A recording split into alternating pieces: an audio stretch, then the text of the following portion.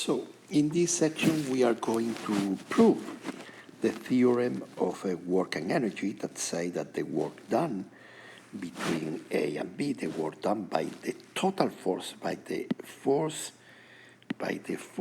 work done in going from A to B, by what force? By the resultant force.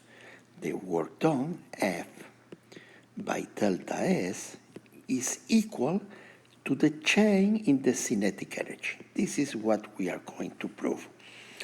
So to do this proof, remember that F, in this case, over every displacement, over every small displacement can change. So we are going to do the proof like this. Let's say that you start at the point x0. So it has a velocity v0 at the point x0. Maybe the velocity v0 at the point x0 is 0, maybe not. At the velocity x1, it will have a velocity v1. The force is acting in this direction, so the velocity is going to increase. So every time the total displacement will be this one. The small displacement between 2 points will be delta S1, delta S2, delta S3, delta S4. I will go to displace from the initial point A to the final point B by a small displacement. In every displacement, I consider that the force may change. So we divide delta S in n parts. So every part will call delta S, but delta S have the same size. So delta S1 is the first displacement with the size equal to the second displacement, delta S2. So delta S1, delta S2, delta S3, etc. And the sum of all the displacement, of course, will be delta S.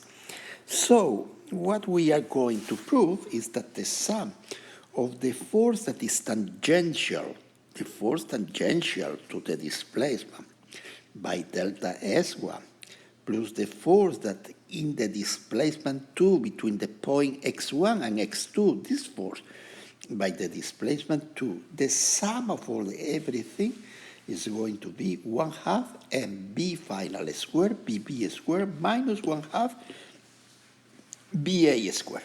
So the proof is not complicated. We are doing the proof in the case that the force can change, so F1t could be different than F2t, etc. It's different than the last force on the last segment here. So the force S1 is the mass by the change in the velocity. The change in the velocity is the change in the first segment, but this change is v1 minus v0. So the force by the mass by the acceleration is the change in velocity divided by delta t by the first displacement. In the second elements of displacement, the force is the mass by the change in the velocity on the second segment. So, so the change in B2 is the change here. Let's go to right here. This is V1, this is V2, this is V3, this is V4, this is V5. So the change on V2, this change that I'm putting like delta V2, it refers to the change that happened in the second segment. It happened here. Okay, V1 is the change in the velocity that happened in the first segment. So it's V1 minus V0. This is the change, V1 minus V0. This is delta V1. And delta V2 is the change in the vector velocity, in the vector velocity that happened on the second segment. So it will be V2 minus V1, etc. So The force by the displacement is the mass by the acceleration by the displacement, the mass by the acceleration in the second segment by the displacement of the second segment, etc. So the wording going from A to B is the mass by the change in the velocity in the first segment by the displacement of the first segment per unit of time. I have moved this delta t below the delta s. So this is a velocity, but which velocity is one? Is this one? On the first segment, the velocity starts with v0 and end with v1.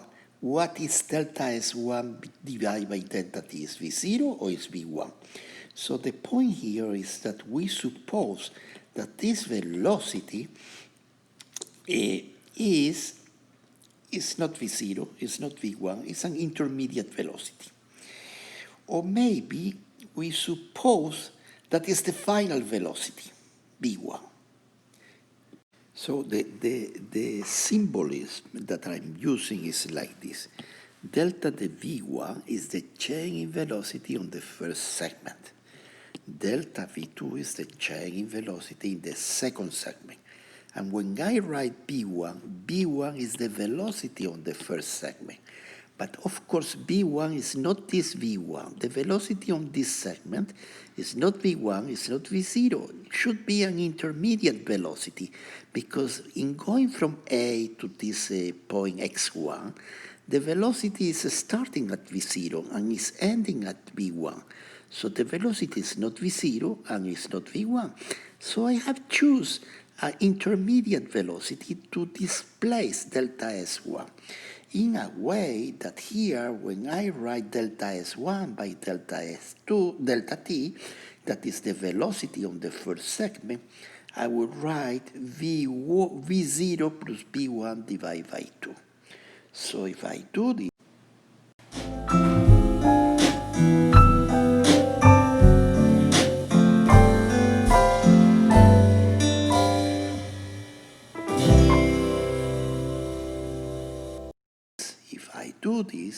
I will end with one equation like this. The work done from A to B is mass by the acceleration. The acceleration is v1 minus v0, v final minus v initial, plus the velocity during the segment. And the velocity during the segment is v1 plus v0 divided by 2. If I think the same in the same way for every step, I will end it with one equation like this.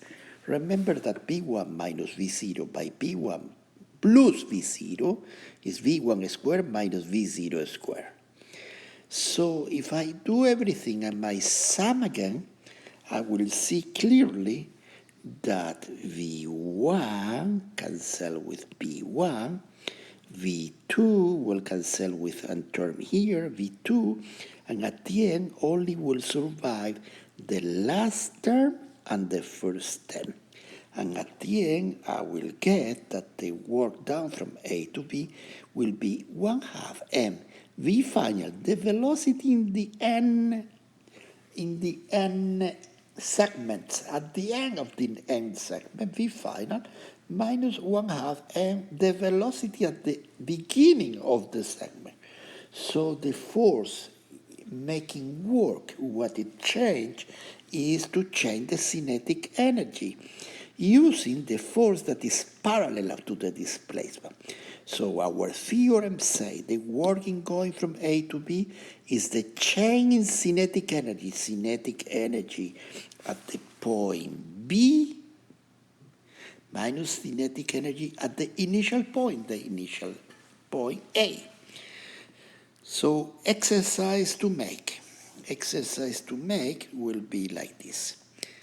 An object have a velocity v 10 meters per second, and it has a mass of 1 kilogram after some distance.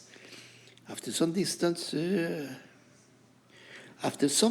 the object have the velocity 100 meters per second. So it increased from 10 meters per second to 100 meters per second. Why? Because something has done work. Something has changed the kinetic energy. So what is the work done on the particle? You can know. The work is the variation of the kinetic energy.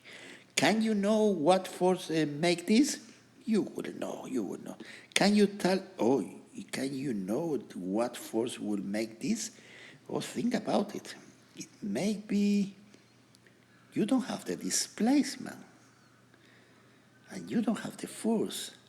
So force by displacement will be the change in kinetic energy. What force will make this and what distance will make this? I leave you this as a work, as a homework. What it means that the object has kinetic energy E sub c 5,000 joules. So this problem will be 300 points. 300 points. Please do the homework.